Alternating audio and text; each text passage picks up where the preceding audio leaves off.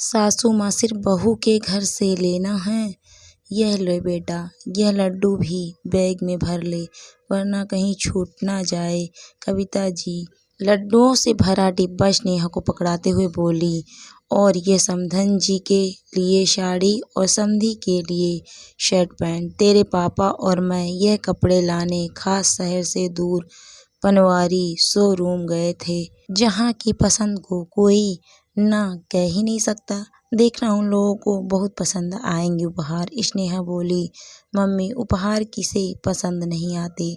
आप लोगों ने अब तक जितने भी उपहार दिए हैं उन लोगों को सभी उपहार पसंद आए हैं। और मम्मी अब मुझे शादी किए 8 वर्ष हो गए हैं।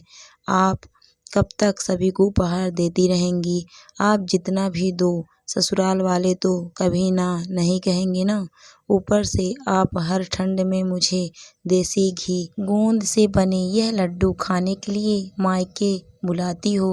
मुझे तो जी भर के खिलाती हो, मगर एक डिब्बा भरकर मुझे ले जाने को भी देती हो।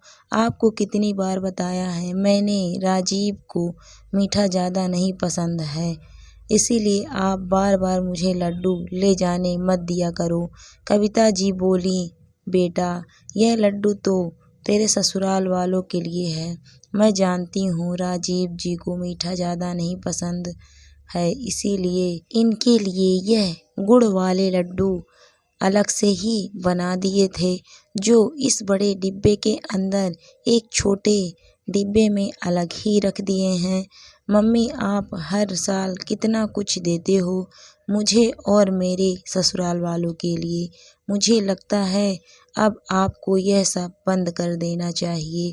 आप हर बार अकेले इतना मेहनत करती हो, इतने सारे लड्डू अकेले बनाती हो ताकि हम सबको अच्छे से खिला सको, और उन लड्डुओं में भर भर कर घी ड्राई फ्रूट्स डालती हो, वो अलग। कविता जी बोली, बेटा कौन सा पराये हो लोगों के लिए तकलीफ उठा रही हूँ। तुम्हारे ससुराल वाले मेरे अपने ही तो हैं, आखिर मैंने बेटी दी है उनको। स्नेहा बोली, मम्मी आपने बेटी दी है इसका मतलब यह नहीं कि आप हर वक्त बेटी के ससुराल वालों की ही हजूरी करो, उनके लिए बार बार कुछ ना कुछ उपहार या सामान भेजो। ससुराल वालों को तो कभी नहीं लगता कि उन लोगों ने भी बेटी ली है, यहाँ से उन लोगों का भी तो आप लोगों के लिए कुछ तो फर्ज बनता है, मगर इन 8 सालों में सिर्फ आप लोगों को वहाँ के लिए फर्ज निभाते देख रही हूँ, इसीलिए कह रही हूँ अब बस आप और पापा यहाँ अकेले रहते हो। पापा भी अब बूढ़े हो गए हैं, कब तक मेहनत कर पाएंगे। अब आप लोगों के पास जो भी है उसे बचा कर रखो। यूं व्यर्थ मेरे ससुराल वालों पर उड़ाने की कोई ज़रूरत नहीं, क्योंकि मैं यह बात अच्छे से जानती हूँ कि कभी आप लोगों के लिए कुछ करने की बारी आई तो मेरे सास ससुर कभी आगे नहीं आएंगे। स्नेहा की ट्रेन का वक्त हो रहा था, इसीलिए उसने अपने माता पिता के पांव छुए और दोनों बच्चों के साथ स्टेशन के लिए निकलने लगी। कविता जी और पिता किशोर जी बोले, पहुँचते ही फ़ोन करना बेटा। स्नेहा ने प्यार से दोनों को देखा और रिक्शा से चल पड़ी। स्टेशन पर पहुंचकर देखा तो ट्रेन लगी हुई थी। स्नेहा और दोनों बच्चे ट्रेन में चढ़ गए। ट्रेन में बैठने के बाद दोनों बच्चे बोले, मम्मा नानी के घर बहुत मज़ा आता है। हम लोग तो आकर नानी के घर कितने कितने दिन रहते हैं, मगर नाना नानी कभी हमारे यहाँ घर रहने क्यों नहीं आते।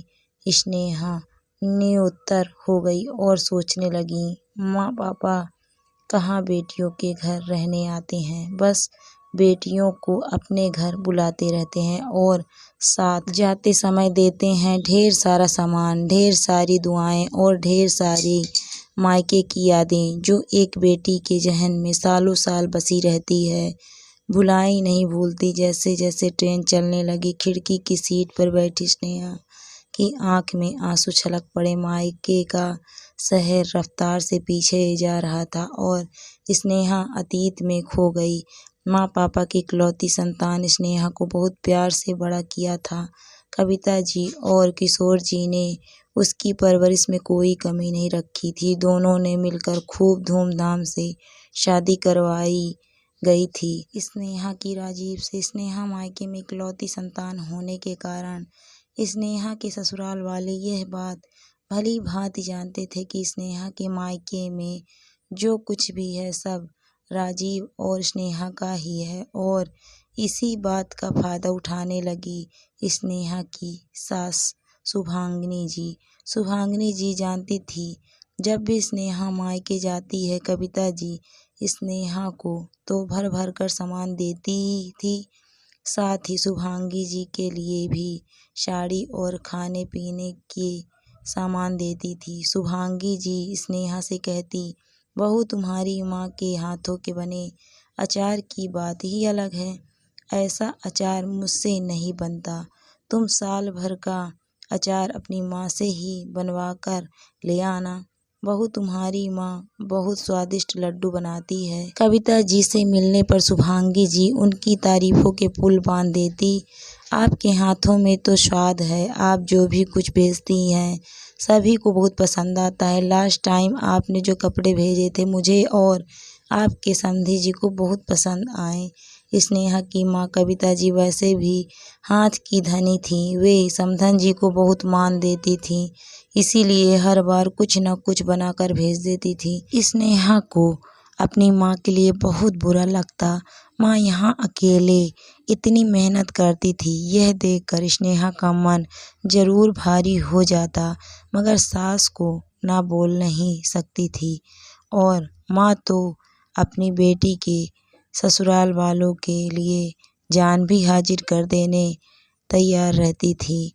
दरअसल माँ का दिल अपनी बेटी के लिए कुछ ऐसा ही होता है। उसे कहा दिखता है कि बेटी के ससुराल वाले उनका फ़ायदा उठा रहे हैं। एक दिन स्नेहा रसोई में काम कर रही थी कि उसे याद आया कि सास से पूछ ले कि वे खाने में क्या खाएगी, क्योंकि सुबह वे बोल रही थी शाम को कुछ हल्का खाना खाने का मन है।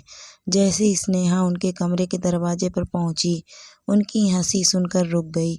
शुभांगी जी अपनी बहन माया से बातें कर रही थी और कह रही थी, अरे माया, अपने राजीव की शादी से तो हमें नफ़ा ही नफ़ा हुआ। एक तो स्नेहा उनकी इकलौती बेटी, स्नेहा के मायके में पैसा भी बहुत है, तो सब कुछ राजीव का ही हुआ ना। और दूसरा स्नेहा की माँ साल भर का अचार हो या कभी मूंग दाल की बड़ी, तो कभी साल भर के आलू के चिप्स, तो कभी ठंड के लड्डू, कुछ न कुछ भेजती ही रहती है। जब से राजीव और स्नेहा की शादी हुई है यूँ समझ मेरा काफ़ी पैसा बच रहा है। समधन जी साल में 1 या 2 साड़ी मेरे लिए भिजवा देती हैं, जिससे मेरी तो मेहनत भी बच जाती है और इन सब चीज़ों को बनाने की लागत भी कि नहीं। वह तो इतनी खरी सोना है माया की, उन्हें जैसे ही पता लगता है कि कोई स्नेहा के मायके से उसके ससुराल के शहर आने वाला है तो बढ़िया सा साथ देखकर उसके साथ कुछ न कुछ भिजवा देती हैं। तू भी तेरे छोटू के लिए ऐसी ही लड़की ढूंढना जिसके घर में आने से नफ़ा हो, नुकसान नहीं, और लड़की मायके में अकेली हो और मायका पैसे वाला हो तो बेचारे अपनी इकलौती बेटी और उसके ससुराल वालों के लिए ही जान न्यौछावर करते हैं। यह बोलकर दोनों बहनें हंस पड़ी।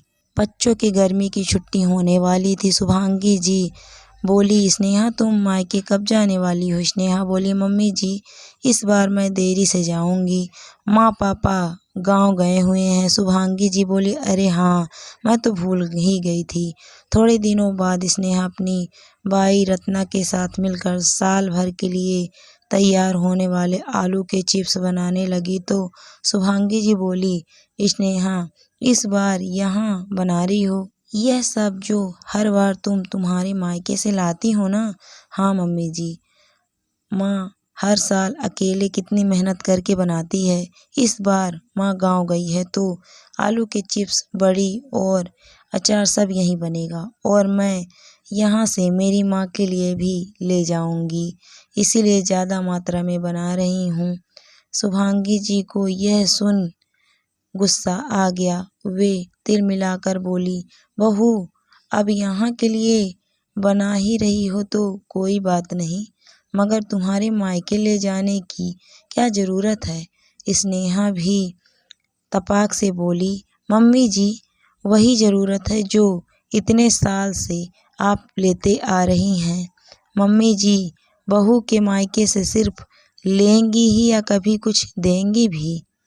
जिस तरह हमें खाना आता है उसी तरह खिलाना भी तो आना चाहिए। शुभांगी जी बोली, बेटी के ससुराल वालों का फर्ज होता है ये सब करना और उनको खुश रखना। वे लोग हमें इतने सालों से खुश रखे हैं, तभी तो हम तुम्हें यहाँ खुश रखते हैं। स्नेहा बोली, मम्मी जी शादी कोई समझौता नहीं है या कोई खेल नहीं जिसमें लड़की के मायके वालों ने लड़की के ससुराल वालों को खुश रखने का ठेका ले रखा हो।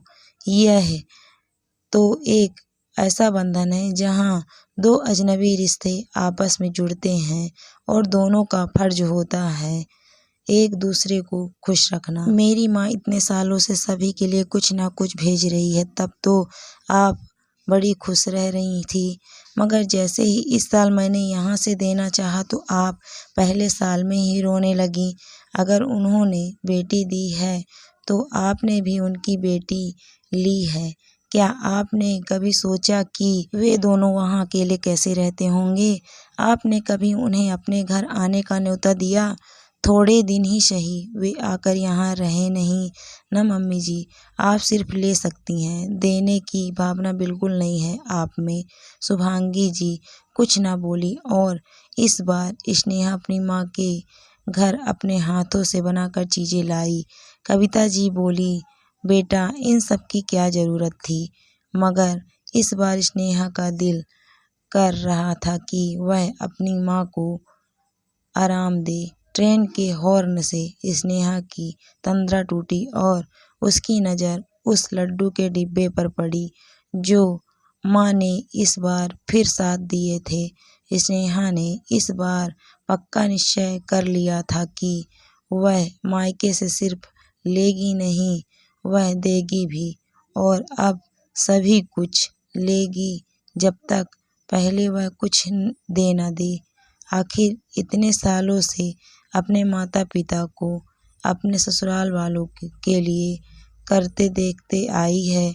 माँ तो माँ होती है, वह यही नहीं देखती कि बेटी के ससुराल वाले कुछ देते हैं या नहीं, वह तो बस देती जाती है, निस्वार्थ भाव से बस देती चली जाती है। अब स्नेहा के फर्ज का वक्त था।